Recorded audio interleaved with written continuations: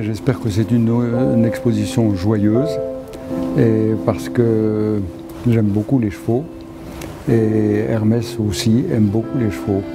Et c'est une réunion aussi d'amis. J'ai beaucoup d'amis qui ont travaillé dans cette exposition. Aussi la possibilité de mettre en valeur les objets que nous avons et les tableaux que nous avons de notre collection, de la collection Hermès, et qui est très riche.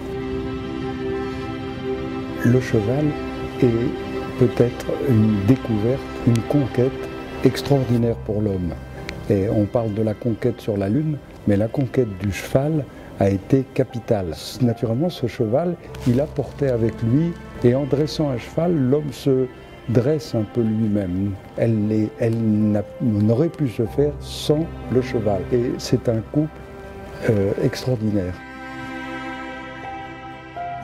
Nous avons choisi d'essayer de reconstituer le musée complètement, enfin le bureau que vous connaissez, et nous l'avons fait avec des photographies très très réalistes, assez extraordinaires, d'un photographe qui s'appelle Antoine Schneck.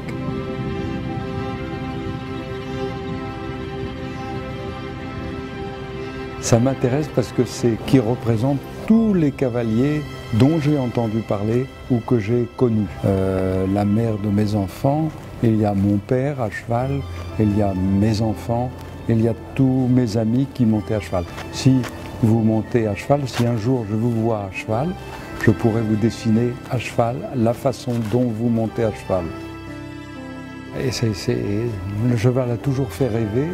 Et en Chine, c'est le cheval volant, ce cheval qui trotte là comme ça à grande allure. En France, nous avons un autre cheval volant, c'est ce qu'on appelle le Pégase, qui est un cheval qui a des ailes. De tout temps, le cheval a été un objet de rêve, de poésie chinoise, mais qui sont quelquefois un peu mélancoliques, où le cheval est là, est un élément véritablement de notre culture et de notre civilisation. On peut dire la civilisation du cheval.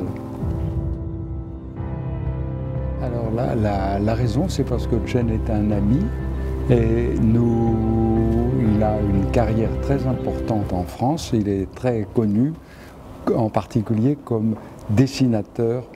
Nous avons fait des livres pour les enfants. Et nous travaillons tous les deux chez le même éditeur, qui est le meilleur éditeur de livres pour la jeunesse en France.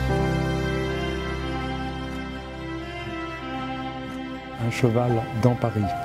Et je suis très content de ça, parce que c'est mon fils qui a filmé ça. Et c'était très difficile, parce qu'il a fait ça la nuit. Il y avait des voitures, on était mal éclairés, c'était très dangereux, parce que les voitures vont vite. Et si vous allez dans les petites cabines, là, vous faites un beau voyage dans Paris aujourd'hui à cheval, comme avant. Ça, je trouve que c'est la vie d'aujourd'hui et ça me plaît beaucoup.